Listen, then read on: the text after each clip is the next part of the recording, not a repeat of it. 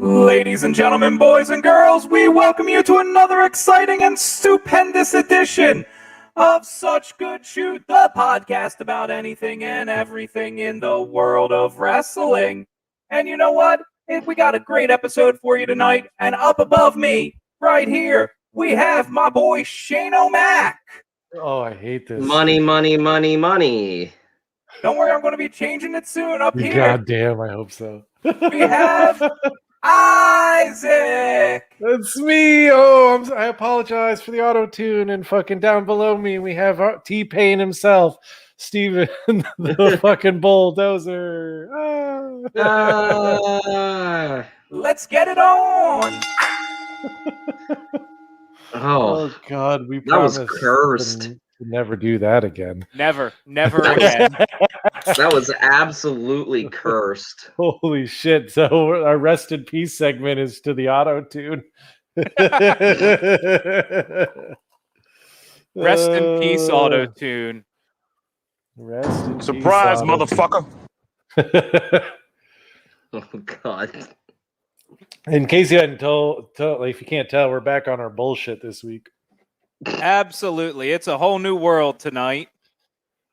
You know, I don't know what's going on, but, you know, we're here to talk about Cold Day in Hell in Your House 15. In But your first- dang house. Yep. This one was kind of fun. It absolutely was. But before we get there, we got a little bullshit to cover. That's true. I get to light up my blunt for this segment. Yes. Shane, do you have our Chic of the Week? Yes, I have both of them, and actually they're back to back.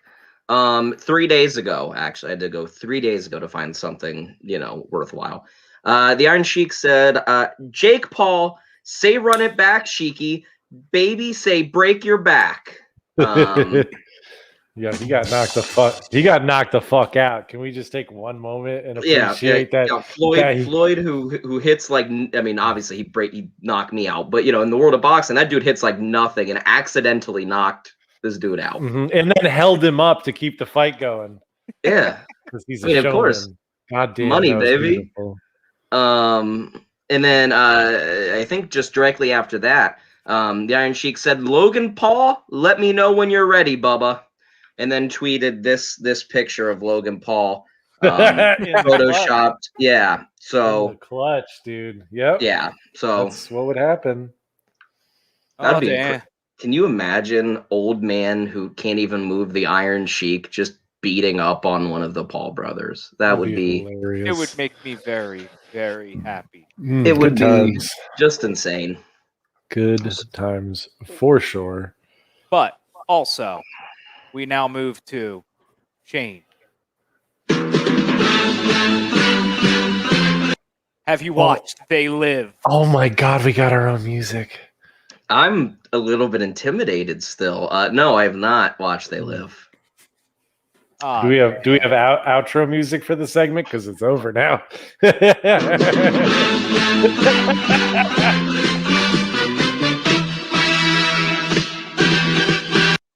Dude, that's incredible. You just let it roll 20 seconds longer. Yes, dude, the outro is way longer than the segment itself. Dude, you just did that WWE shit, man. When they'll just take the same theme song but just take a different section of it, or just like cut and paste, and then they call it new. Stuff. I mean, that's good stuff. Absolutely. Come on, budget cuts, man. This is not a high budget podcast here. Oh man. Whew. Well, if you want to make Shane watch They Live, you should probably go to our Patreon, which is patreon.com/suchgoodshoot. And jump on the level that gets Shane to watch They Live. Subscribe because $20 a month. And then, I mean, moving forward, I'm not going to watch They Live every month, but like I'll watch The Wrestler or wrestling, movies with wrestlers and The Scorpion King. Hell, Teenage Mutant Ninja Turtles 2: Secret of the Ooze. Not another wrestling movie or whatever the fuck Brian Zane is always pushing that he's doing real reviews of. Santa's Sleigh featuring Bill Goldberg. There we go. Yeah, I mean, or it doesn't even have to be a wrestling movie. It could be anything. Isaac, name a classic movie, just off the top of your head, fast. I mean, the Big Lebowski would be the first one that I would make you Yeah, watch. yeah. I'm not seeing that one. So like, pretty much, if you recommended a movie, I mean, there's a good chance I haven't seen it because I don't watch them things. We'll make him watch Hell Comes to Frogtown, starring Roddy Piper. Oh, hot damn. I could even watch all of TV movie Gandhi, which I have seen. But if you wanted to be that mean to me, I'll watch all 6 hours. No, of it. here's the deal. No. think If we're gonna watch the full run of a TV series, it's gonna be Thunder in Paradise, starring Hulk Hogan. No, I mean it's like Miami Vice, like on a boat. It's what's the show with the car, the talking car? Fuck, man, I don't even remember. There's a show with the talking car. It's like, is it Burt Reynolds? Dozer. No, that's not Burt Reynolds. It's Knight Rider? Yes, there it is, the Knight Rider. It's Knight Rider on water with fucking with Hulk Hogan. How many more brothers do you have? Like in the film, like comparative to if they wouldn't have had Hogan, Isaac? Is there is the brother? It's a TV show, but I'm sure that the brother count is probably exponentially higher with Hogan than without him. Yeah, well, I mean, Goldberg drops a "You're next" in Santa's sleigh, looks right at the camera and hits it with "You're next." So yeah, Three Ninjas High Noon, absolutely, yes, sir. Yep. Shit as a child. We've talked about this. We have discussed the Three Ninjas. We just need someone to subscribe to that level on Patreon. This is a long promo on Patreon, but really, it really is. Really go sign up. Anyway, but I think that brings us to the question of the week, a segment that I'm seemingly milking for way too much tonight. Because first, you got a lot of people lined up for this. We got people to answer. And also, this segment tonight is brought to you by Toilet Side Wrestling. Here at Toilet Side Wrestling Talk, we interview the top wrestling stars on the independent wrestling circuit with questions including: who exposed you to wrestling? Were you nervous the night before your first day of training? Did your family support your wrestling dream? Are you a witch? For $700,000, would you legally marry a horse? Have you ever cried from a Vin Diesel movie? These questions and much more on Toilet Side Wrestling Talk. And this segment is brought to you by Toilet Side Wrestling Talk. This is Dozer's question of the week. He's so fucking funny, dude. I hadn't watched that yet. Brad, that was fucking awesome. Oh, dude. It's so good, dude. Every time I watch it, I laugh, dude. Dude, that's good. Because for $700,000, I'd legally marry just about anything, man. Yeah, I think so. I just love "Are You a Witch?" dropped out of nowhere. Go ahead, Dozer. Sorry. So, Shane, the question of the week: do weight classes still matter in professional wrestling? It really depends on the company. Obviously, WWE likes to pretend they do, but in the end, other than unless you're a cruiserweight, it really doesn't matter at all. Rey Mysterio famously won the heavyweight championship multiple times. But then a company like New Japan, where, they actually have like a system of kind of making someone a cruiserweight to a heavyweight contender, which is, generally they'll win the cruiserweight, the junior heavyweight championship, multiple times, whatever. And then they'll enter the never open weight division, which is just anyone can enter it. Generally, Minoru Suzuki kind of hangs out there, Hiroki Goto, a lot of like stiff old legends that just exist to put people over, or usually the champion around, when a young guy will come beat them, they'll hold it for a little while, lose it to another legend, and then they'll make the jump to heavyweight. Will Ospreay did it. Kenny Omega did it. Kota Ibushi did it. So they in a company like that, yes, it matters because they actually care, but they also still allow, wrestlers to jump and move if they want. They just have to take the care in order to do so. So it's not hokey. So. Absolutely. I think that's fair, dude. And if is it my turn next? No, you're going to go after a couple other people because we want to get some of the videos in. All right, let's get some videos in. Let's see who we got. I know we had a couple of people lined up. So coming up first, the host of What Do You Say with DDJ? Same question. Do weight classes matter in professional wrestling? For the most part, no, because if you start doing titles such as like a super heavyweight title, as opposed to the heavyweight title, like where you have a division where you're limiting to guys that are 300 pounds or more or whatever, you don't really need that because it basically renders the World Heavyweight Championship, which is ultimately the top championship in any organization, be it WWE, AEW, New Japan, wherever. It renders that the meaning of that championship and the prestige of all those championships pointless. Now, I will say that there is a place for a weight class in professional wrestling, and that is primarily the cruiserweight division, because the cruiserweight division is a division that really, I think, allows a lot of people who may not necessarily be considered big enough to challenge for the World Heavyweight Championship, but it gives them a chance to shine on their own platform. So, and to answer this question, yes and no to us. But I mean, for example, again, definitely a cruiserweight division is a must in pretty much any company or some sort of style like that. But like to do like a heavyweight, a super heavyweight, things like that, no, you don't need that, because again, that renders the World Heavyweight Championship basically pointless.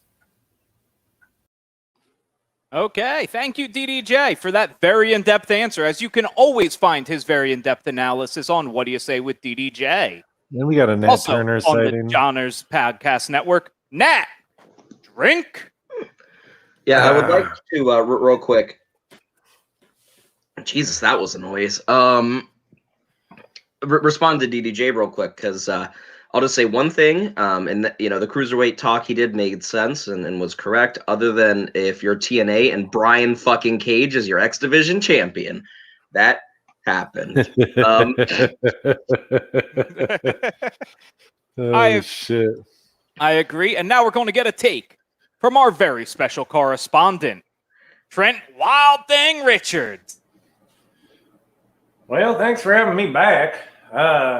Surprised a little bit, but I appreciate y'all having me back, especially guest correspondent on such good shoots. Shane, Isaac, Dozier, it's good to see y'all.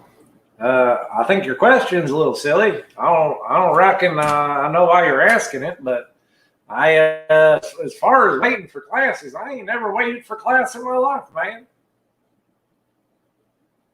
I spent most of my time in the bathroom, man, smoking with cigarettes, drinking these boys. Thank you, Trent. That fucking asshole, dude. I swear to God, he's such a scumbag. Dude, I can't believe you keep letting him come around these parts, brother. I don't lock my doors, and fucking he won't leave. Now, He's going to get squatter rules, brother. he is. It's going to be bad. It's already bad, dude. I'm trying to get Tammy to take him back. Longtime friend of the pod, been looking for a way to get him on for a long time. Oh, we love this guy. Dear-old Tim, same question. I don't think it matters because look at Mark Henry and other people. They wrestle small guys, so I don't think it matters on if they're weight class or height class. It doesn't matter. Like a guy could wrestle a girl. And I remember, I think it was Impact when Jordan Grace wrestled Brian Cage, and girls wrestle guys every time. So it doesn't matter like weight class. I don't think so. Yeah, so I'm talking about Tim Brian Cage. Yeah. Yeah, no, and I gotta say, man, I am really glad we finally were able to get Tim on the show, and I am really impressed with some of the shit he just pulled off the top of his head, because that was a really good answer. So thank you, Tim, and I'm sorry it took so long. Absolutely. And we have the final one tonight before Isaac gives his final thoughts on the question of the week. We have friend of the pod and hopefully soon to be collaborator, Crypto.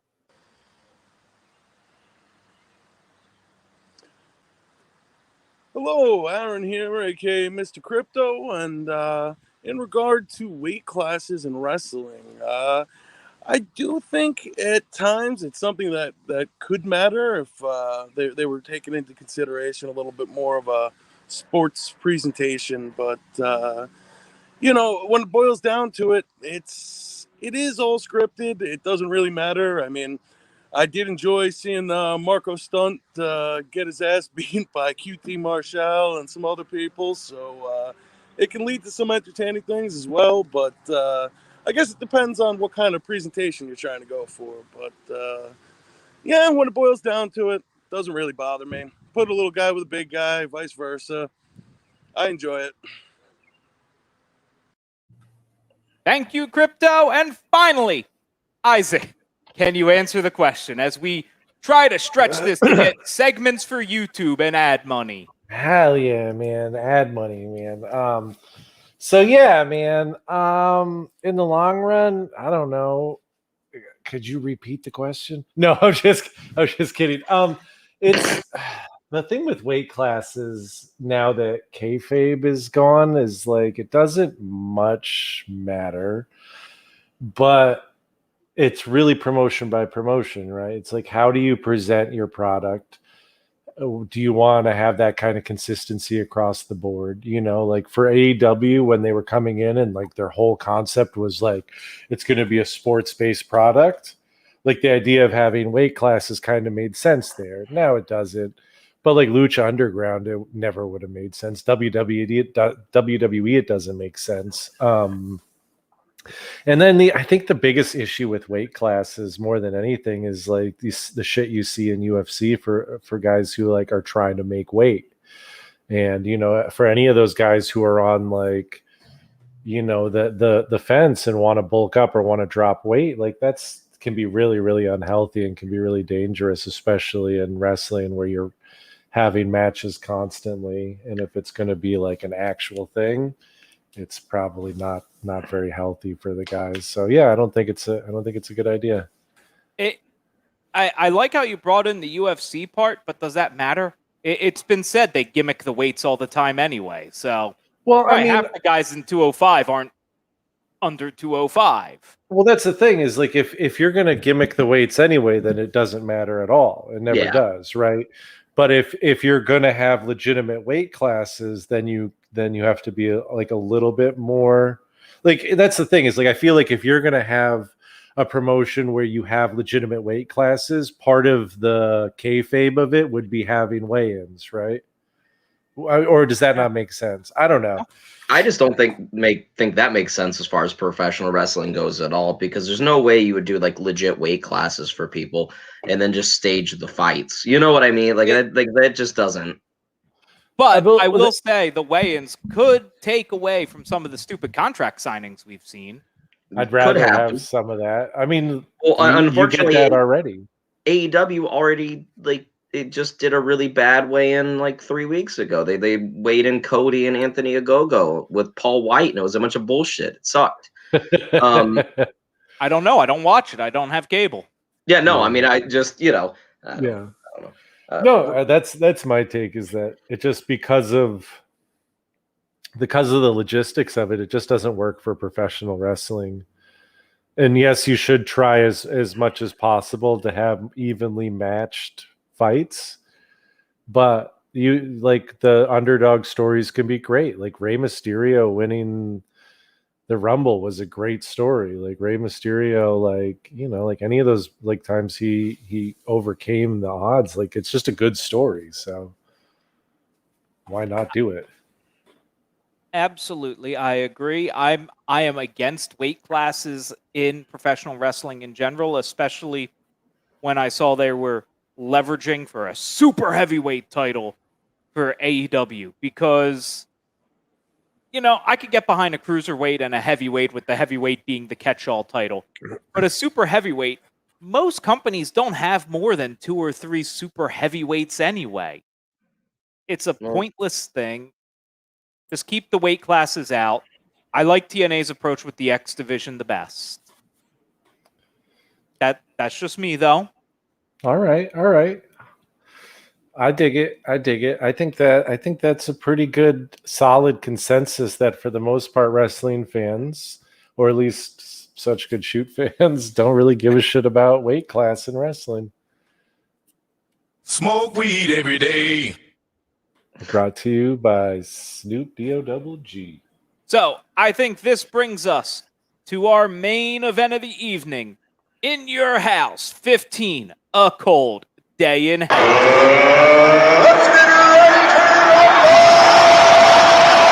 Oh, no, for that. Oh. I am sorry for everyone who is deaf now. Oh. It's me. It's Shane. I lowered it. Don't worry. So, A Cold Day in Hell. This event took place in the Richmond Coliseum in Richmond, Virginia, which is significant for the time because that means it is happening in WCW's turf. And I would just want to say, before we even get into this, if you want the full detailed review of this, please visit www.suchgoodshoot.com and go to Shane's Secret Stash for a full written review of tonight's show. I know how to write. That's pretty cool because I barely know how to write. So I enjoyed it. I really enjoyed it. Normally I fight with Shane, but not this time. I enjoyed it very much. Absolutely. The show starts, and we're getting a little bit better than normal pyro. They've just really begun leaning into the pyro. We're getting some big pops. And the night opens up with Hunter Hearst Helmsley taking on Flash Funk, with Flash Funk having a surprisingly big entrance. Huge entrance. Huge. Big pop for him, too. He was over, man. He was fucking over. Well, dude, if you beat, Road Warrior Hawk's ass, you're... Watch that fucking Dark Side of the Ring. Dark Side on Collision in Korea. If you have not fucking watched it, it's one of the pay-per-views that we're gonna review at some point because it's just such a crazy story. Insane. But goddamn, is that a really good Dark Side? And fucking Too Cold Scorpio on it is fucking out of his mind crazy in the best possible way. He's the most entertaining part of the whole thing by far. That episode would have been so boring without him. He's lost it. I mean, it sounds like he didn't have it before, but I love it. I want to get him on the pod so bad. I got the thumbs up from him. That's all I got, though. We'll work with it. We'll take it. I'll take that. That's a contract, right? That's a signed contract. Just screenshot it and then zoom in on it and send it back to him. One of these emojis. Incredible. Yeah. So he comes in. He's dressed as, what is it? It's like fucking Static Shock from DC there going on. I'm kind of surprised they didn't hit him with Somebody Better Call My Mama. Like that's all I could think when he was coming in was like this. He's dressed like WWE would give him the theme song. Somebody call my mama. He had the Funkadactyl gimmick with him. Basically, he had the two hotties with him. Yeah, dude.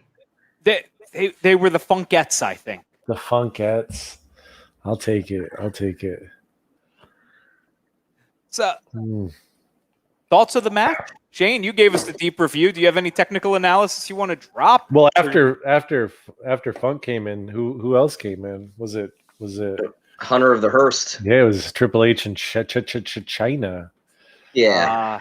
One night in. Yeah. I thought it was fun, man. Oh man. I enjoyed China's involvement in the match, though I think they should have made her moves. I know it was progressive for how strong they made her look then. I still think like when the first cold clock she gave to Funk should have knocked him out. Yeah, they could have made it, but I didn't have much issue with that. I liked the match itself. Like I thought Triple H and Funk worked really well together. Funk definitely they really made him look good in that match. It was kind of funny. I was surprised. Was doing a fly-in. I mean, but also at the time, he was kind of the only guy doing that. Especially in that portion of the card where he was featured. I mean, not a whole lot of people did, spinning corkscrew leg drops and 450 No. splashes and things like that. Yeah, I mean, I don't think I enjoyed the match as much as Isaac did. Like, everything was fine in it. There was nothing, that I really didn't like. I wasn't I guess I wasn't a huge fan of how much China was involved. I get that that's what they were doing at the time, so I understand, and like it accomplished what it needed to do. But like looking back on it, just as me watching this as a wrestling match, it took away from what they were doing. And I wish her involvement would have been at least maybe saved just for the finish. But I think if she wasn't involved and they would have gave this match like 2 more minutes, maybe it would have been really good. And they could have told a more complete story rather than it's just Too Cold Scorpio versus the world. I think one of the things I liked about China in this match and with Triple H is like, I think you wrote about it too, is like you could see the beginning of the change from Triple H or Hunter Hearst Helmsley to Triple H. And like the real, like this was shit that was getting him like heat like crazy for that time. Like, like his character was kind of stale and he had just gone through all the fucking punishment for the curtain call and he's coming out of that. And yeah, I don't know. I think like, man, because he had, what's his name? Like the, I can't remember who it was, but the big motherfucker was his bodyguard for like Curtis Hughes. Yeah, for Mr. one Hughes. pay-per-view, and then like and then he switched it up.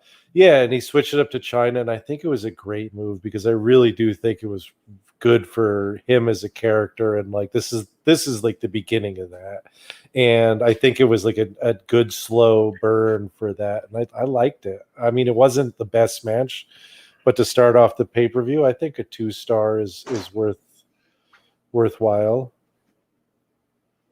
Yeah. I think You're I gave gonna it have a to. 1.5. Yeah, that's what I'm doing. Look it up because then we can see what you guessed. I would guess because I tried not to look at that. Dozer, talk about your whiskey for a second. Let me get there. So and you gave Dozer, you gave it a 2 as well. I gave it a 1.5. A 1.5 from Dozer. All right. And okay, here we are. Oh, go ahead, Dozer. Cool. I don't have to fill time. Go. Yeah, you're good. Okay. Yeah. Okay. So I gave it a 2. We agreed.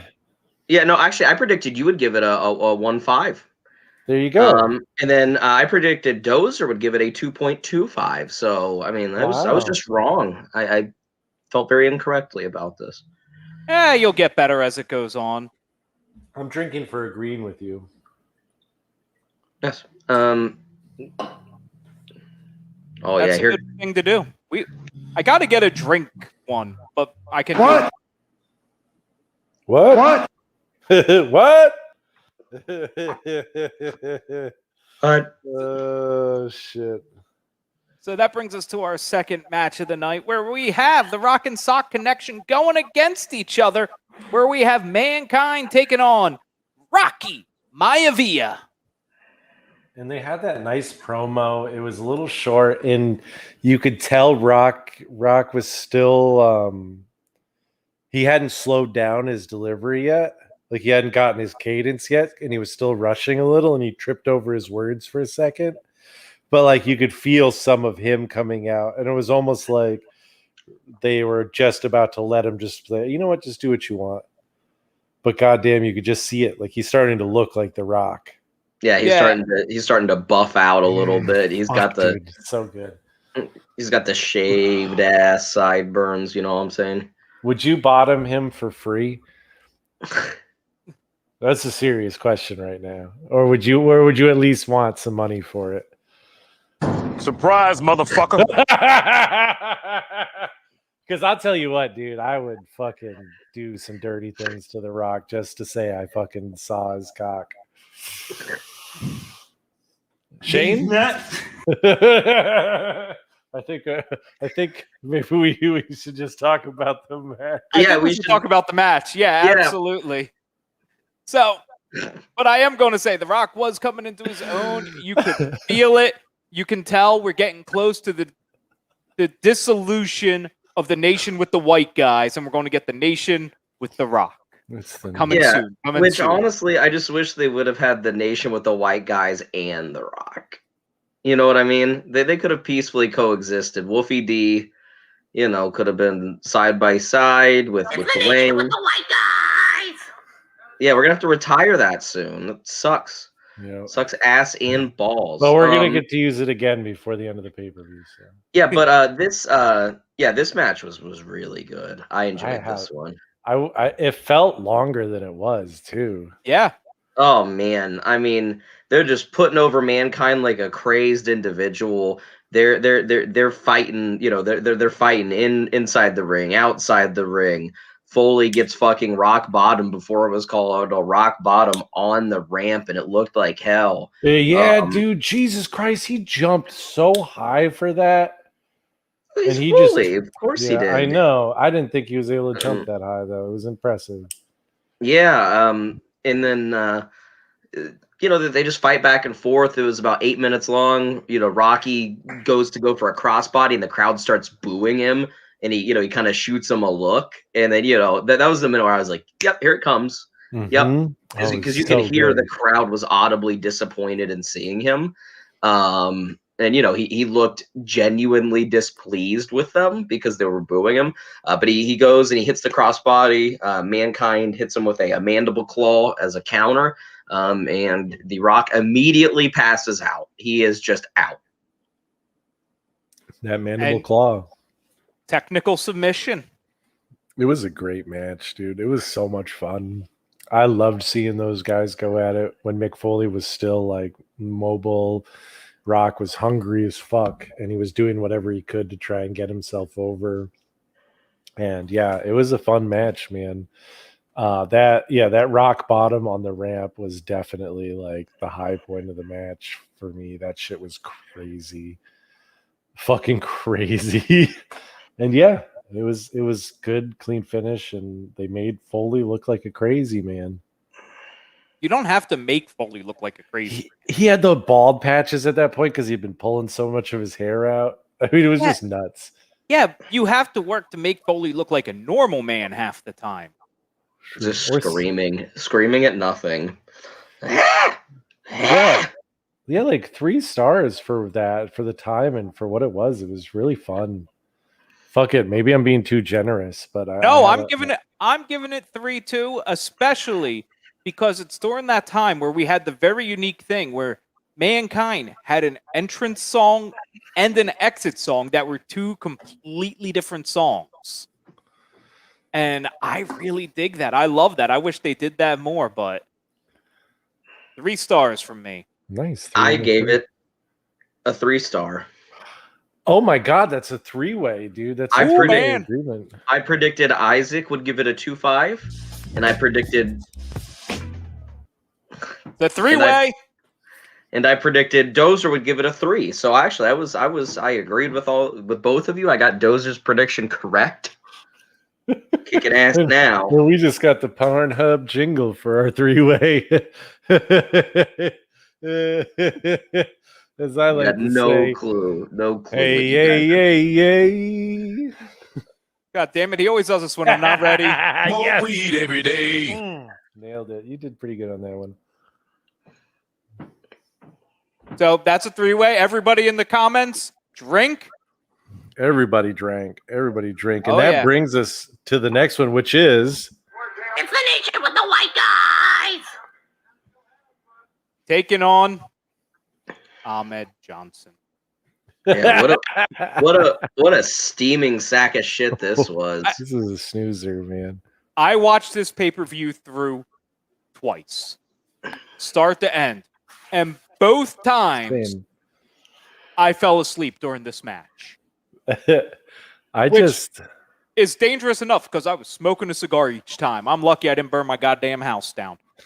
But that's also why I have no flammable materials in here. I just couldn't pay attention to it. I really couldn't. It was so boring. It's because Ahmed Johnson is really the worst. He is the although like I'll tell you, I think the little bit he actually wrestled in this match when it wasn't just a rest hold, he actually hit some pretty cool moves. That scissors kick he hit on Crush at the beginning of the match was pretty all right. I remember he did a something on fucking Savio. It was like a weird like version of like because he was using a Tiger Driver at this point, right? Something As his like finish. that, Yeah, like either that or like a Liger Bomb or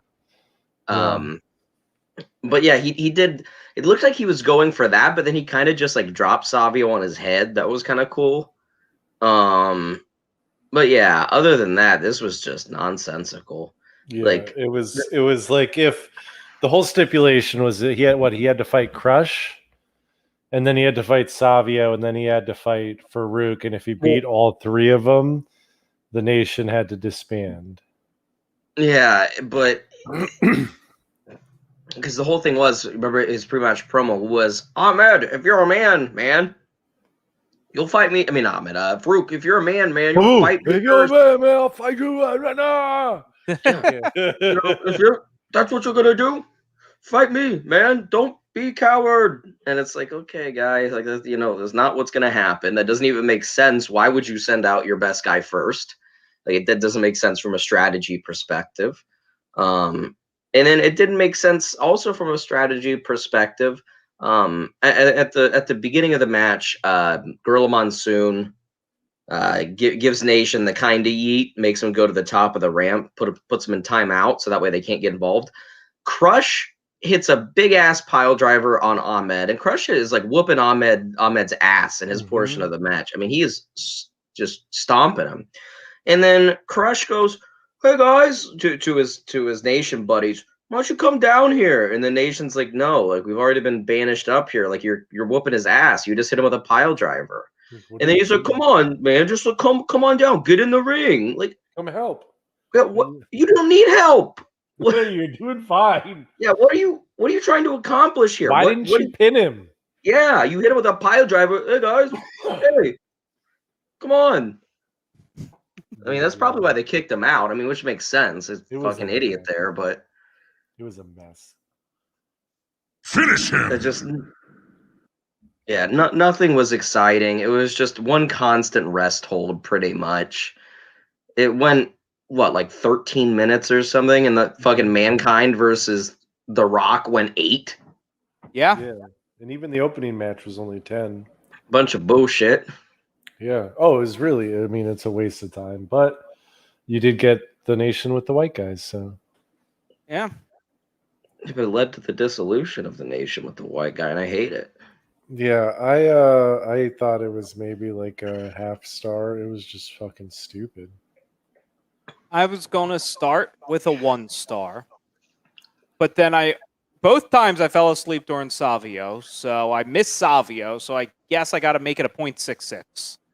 You love this shit. I gave it a 1, and I thought both of you would have given it a 1.5. Isaac, for some reason, I thought this would be a match that you were like, not that bad. I hated it. I could barely watch it. Well, good. I mean, it's really like a reason to avoid watching this pay-per-view as a whole, because like as good and as fun as like The Rock versus Mankind was, that shit is not worth coming to this pay-per-view to watch. It's only 8 minutes long. You can watch better matches between the two, like on other pay-per-views. This was the low point for me, though. I think everything else for me was decent, at least. I mean, I guess I just liked it less, but I'm just saying, like, I don't know, because with Dozer, what'd you give? You gave it 6.6. So what was the next one there that we went into? Was that Ken Shamrock? Ken Shamrock making his pay-per-view debut with really weird music. Well, his pay-per-view fighting debut, because he did referee. But dude, this match was so fucking good. Kicked so much ass. Dude, this match was awesome. The only thing that the only thing about it that I didn't like was the one botched fucking moonsault where Shamrock wasn't able to roll out of the way. But dude, he did that spot where he fucking had him up in like the vertical, like he was going for the vertical suplex, and literally just dumped Shamrock out onto the floor. Yeah, I mean, you have to give Vader a lot of credit for this one because he's calling the match. As they're doing it, man, and he really helped guide Ken to a pretty excellent match here, especially in the WWF at the time on this particular pay-per-view. This match felt so clean, so fresh. It felt like something you would see in New Japan, like today. Vader was so stiff, dude. You could tell he was like, "You want to be in this business? Here you go." Yeah, I mean, and then Ken Shamrock, reciprocated, and it made it fun. Oh, so good, dude. That last just fucking clubbing forearm he hits on Ken Shamrock when he grabs him and like clotheslines him, basically. No, the last one where he just swings. Yeah, where he just swings. Yes. That sound at me. Dude, there's a couple where he got him in the corner and started throwing fucking punches. Oh yeah. And it was just like, oh yeah. But yeah, there's that one point, and they did a replay of it where he caught him off of the ropes and fucking just grabbed him by the arm and fucking gave him a clothesline that looked so painful. And yeah, he's got him in a calf crusher kind of thing where he's, and like he really was fucking showing his chops as a wrestler and like mat wrestler where you don't really think of that from a guy like Vader. Like as a submission guy, but he really was doing well. And Shamrock for his first match, are you fucking kidding me? Vader his first also pay-per-view. Vader also no, that was his first match. I mean, first match on Vader. You have to give him all the credit in the world though, because he sold like a motherfucker for him. Like all of the times where I mean, Ken Shamrock was just ragdolling Vader for some of this match. I mean, dumping him on his head with suplexes and big Greco-Roman takedowns and I mean, Vader is bumping like a cruiserweight, but that's also what made him so special. I think this one's got to go up there in our top three for somebody coming in from outside of professional wrestling and putting on an incredible first match. Yeah, I mean, I that's what I was thinking when I was watching. I was like, is it as good as Pat McAfee? No, I don't think so. But like, it deserves to be in the same conversation. You know what I mean? It does, and I think the only reason that the Pat McAfee is more impressive is considering like Pat McAfee's skill set before the WWF, whereas Shamrock was a professional fighter. I feel like that's an easier transition than being a kicker in football, right? I mean, I don't know. I mean, you gotta be pretty in shape, regardless. I mean, I'm not talking about being in shape. I'm talking about being able to fight, like skill set, like Matt's skill set. Like going into it, Ken Shamrock can wrestle. Yeah, right? Like he knows he knows actual wrestling. Yes. Whereas like you look at someone like McAfee, and he's an athlete, sure. But like, so is fucking Dennis Rodman, so is Shaq, and like Dennis Rodman wrestled an okay match or two. But it's nothing compared to fucking what McAfee could do, and he was a kicker, and people love talking shit about kickers. So except the fact that kickers win you the fucking Super Bowl, man. Dozer, what do you think about this match? I enjoyed it. I don't remember much. I did remember I enjoyed watching Shamrock. I thought it was a little weird to have a no holds barred match with rope breaks in effect. Like they're still trying to figure out their match types, but it was also nice to see a no holds barred match, not just meaning anything goes. Yep. I like that stipulation for this. It worked. It worked well. Yeah, I mean, I would love. I mean, there are a ton of guys I would love to see in that match type. Like, I don't know, Timothy Thatcher or Walter or Tomato Cheddar or but do Shinsuke. You think? But does it only work when you have would it work with two technical guys, or does it really just work well when you have a technical guy and a guy that they don't know? Is he technical? Is he not?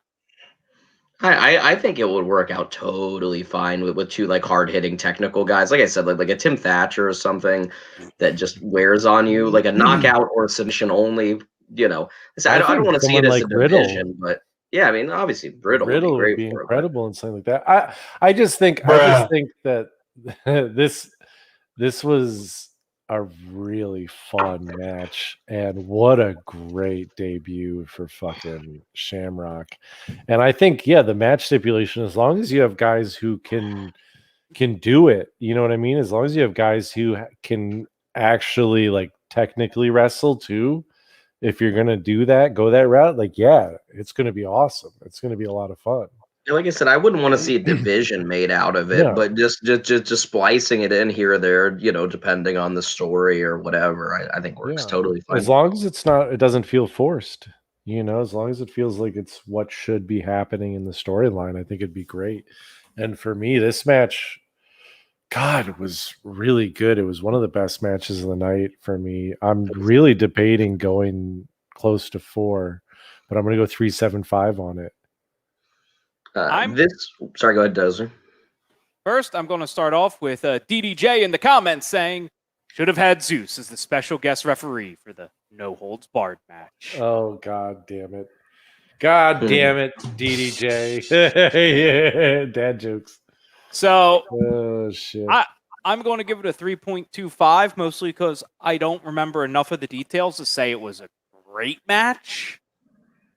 I enjoyed the hell out of it, though, and the stipulation worked wonders. Now Shane can go. I am sorry I interrupted you the first time. Oh, no, it's totally fine. I was going to let you go last so that way you could usher us into the main event of the evening. Oh, I'm going to usher us to the main event of the evening. Don't worry. Oh, I got you. Okay, I'll be waiting. Be waiting. You bet your ass. Waiting. I gave it a 3.5. My prediction for Isaac was a 3.5, and my prediction for Dozer was a 3. So it was off 0.25. I was really, I originally was going to say 3.5, and then it was on the TV as we were talking about it, and I really wanted to give it a 4, and then I was like, yeah, that shooting star or whatever.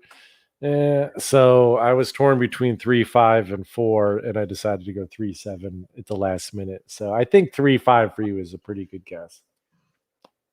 I thought so too. So I just want to say tonight's main event of the evening was going to be brought to you by the Johners Podcast Network, and it still is. But last time I played their ad, we got flagged for copyright infringement, so I'm not going to play that today. So instead, we are going to announce brand new merch coming to you live from suchgoodshoot.com/merch. We have some brand new stuff here. Oh, damn it. I got to take this stupid banner off. Man. There we go. We got a new t-shirt with a brand new logo. We got it on everything. Thank you to Andrew Greenstone at thank you, Instagram. Comics Are for Kids. Go check him out. Absolutely. And we also have, because it's that time of the year, everybody has to have something with the rainbow logo, and so do we, and we're just proud allies of all of you. Yeah, I love gay people, and I love lesbians. And bisexuals, too. You didn't need to beep it after I was done. Yeah. It took me a minute to get there. You just made it sound like I dropped the N-bomb or something after all that. God damn, dude. What the fuck? But that brings us to our main event, where we have... No, that needs to be loud. Scared the shit out of me. We have Stone Cold Steve Austin taking on The Undertaker. All elite Scooby-Doo. The all elite Scooby-Doo. That idiot who paid $500 for that cameo. Hey, just because they paid it, it's their money. Now, can they pay us $500 for anything? I'll say all elite Scooby-Doo for $500. Yeah, dude, I'll tell you, you have the biggest I've ever seen, man. So, Stone Cold versus The Undertaker in a singles match for the WWF Championship. Yeah, with Earl the Pearl Hebner, man. Earl. Yep. Yeah, this, man, I'm just going to break everyone's heart real quick, and I didn't think this match was very good. What? Really? Yeah, 100%. I thought it was boring as fuck. I thought it got off to such a good start. Like I loved, Austin jumping Taker right after the bell, and Taker, actually kind of wrestling for a couple minutes, still in the jacket and still with the belt on. I thought it was fun and Yeah, I unique. loved I that.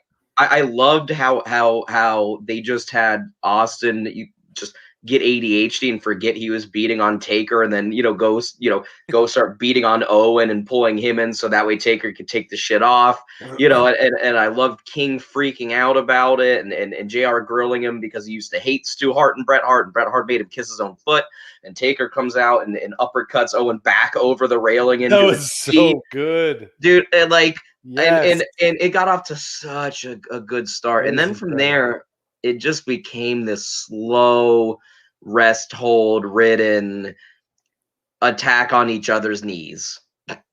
And that's what it was. It just nothing ever happened. They constantly fought to the outside and the back end, but they didn't ever do anything on the outside. So it just it was a slog. I will agree the first half was hot as shit, and there was a point in like towards the end of the second, or the end of like the second third, where they were gassed a little and they did some rest holds, but I thought it picked up again, and especially towards the finish when Stone Cold was going for the tombstone and fucking I loved it, man. And Oh, then they switched I it love. up. Oh I yeah, no, thought it was a I love lot of that fun. spot too. No, I love that spot. I loved what they did after the bell. Yeah, I love what they did with Austin and had him clear the ring, but then still beat up the Undertaker and then chase him. It was just like everything they did. 2 minutes after the bell, and then 2 minutes. In between the 2 and 2, that it just bored me. I was struggling. I liked it. I don't think it was as good as the match before, but I really enjoyed it.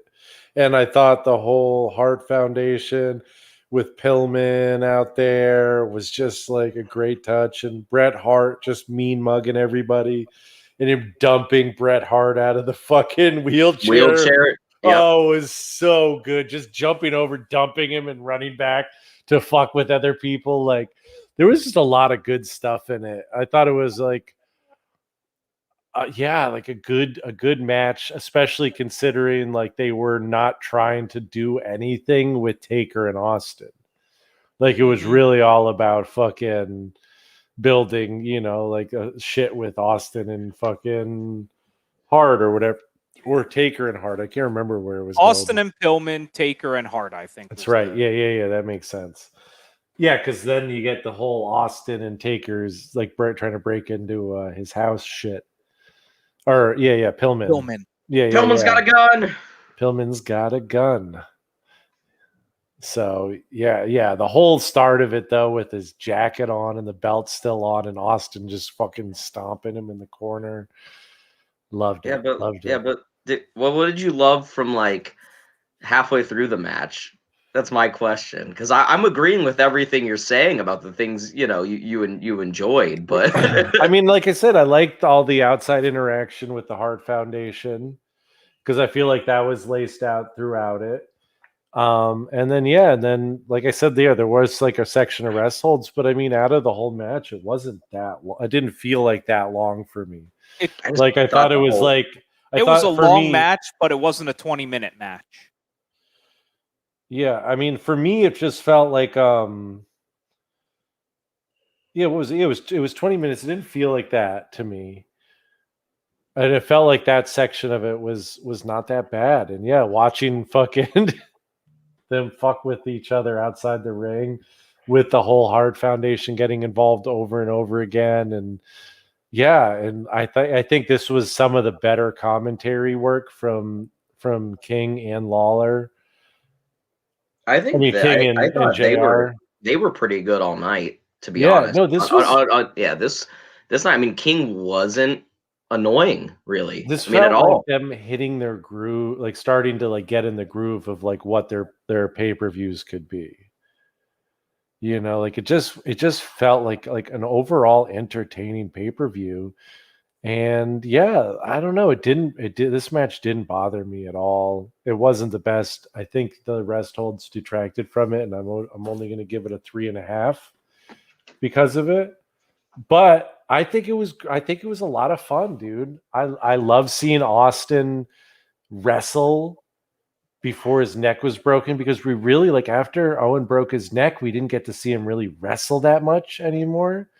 Like, he did his spots, he did his moves, he did his shit, but like, he was actually wrestling with Taker in this, and it was fun. I don't know. It was nice to see. I miss that. I miss that Austin. I love watching him in these early. It was great. He's got that Stone Cold gimmick, but actually wrestling. And I just have to give a props to my favorite spot, and that is Stone Cold low blowing Taker, flipping off Hebner, Taker low blowing Stone Cold, and Hebner flipping off Austin. I thought that was just great. Like, that was the best Vince comedy in a they could have in a match without it being too much. So funny. So fucking funny. So Dozer, what'd you rate it? I'm going to give it a 3.25.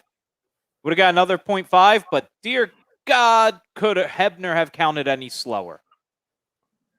Right. And sometimes he counts really fast, which is weird. Like, he has no discernible cadence to his things. But that was like 1. Yeah. Yeah, because earlier in the match, he's hitting it like 1, 2, and then he's like, no, it's a 2 count. It is a 2 count. And then you're just like, dude, it's like a 1 count. What are you talking about? But then later in the match, all of a sudden it's like, yeah, he's the most dramatic fucking ref of all time. I love Red Shoes because he's out of his mind and he's super over the top. But Earl Hebner is so dramatic. It's so ridiculous. Shane. So I gave it a 2.5 out of 5. I didn't like, I didn't hate it. No. I predicted that Isaac would give it a 3.5. And you were right. I predicted Dozer would give it a 3. Oh, pretty close. Yeah. So total ratings for the show, boys. I think it's a solid 3. Yeah, I was way off for you. Thought you would give it a 2. Yeah, I think it was a solid 3. There was a lot of good stuff in it. The worst match was the shit sandwiched in the middle. I had fun. I was giving it a 2.5, but it goes up to a 3 for being shorter than Rawls currently. Much shorter than Raw. Great length for a pay-per-view. I watched it twice without feeling overwhelmed at all. Yes. And had fun. I was way, way wrong for Dozer. I thought he would be with me and give it a 1.5. So that's what I gave it. Wow. I just don't think that like this sum of the parts is worth watching. I really don't. Like, the only match I would go and watch again would be Vader versus Ken Shamrock. Like, the first 2 were fine, and the last one was a 2.5. But I'm not gonna go rewatch Mankind versus Rocky Maivia. I'm not gonna go rewatch Hunter Hearst Helmsley versus Fash Funk. I just don't think they're worth you spending your time to seek out, find, and watch. I agree, but because of the shorter format, it makes it easier to just throw it on and watch it. Yeah, for sure. It's of these in your houses that we've done, this is definitely the best of them so far. Yeah. It was definitely better than Revenge of the Taker. Whew, that was a pile of shit, dude. That was a pile of shit. That was such a pile of shit. Well, I think that was a fun one. And you know what? Should we announce who our next interview is going to be? We got another interview. We got another guest. We got somebody else, somebody new, a WCW legend, TNA legend. NWA TNA. Mm-hmm. The original TNA, man. One of Shane's favorites, man, all time. Tits and ass. And Dozers. Dozer loves it. Why don't you throw that overlay up, man? Why don't you throw the little banner up? Show them what we got. Hold on. Now you're making me look for shit. I forgot you put it in here. I did. It's right there. Alan Kwee Funk, Thursday, July 1st, 10:05. Check it out. We're gonna pre-record this interview. I just want to say he was really, really awesome. He did not want us to pay him. Usually I like to pay these guys because they're giving us their time, and a lot of these guys don't have an income from this other than booking fees and stuff. And he wanted to do it for free, and so we offered to make a donation to Dana-Farber. Shane was really generous, made a really nice donation to Dana-Farber.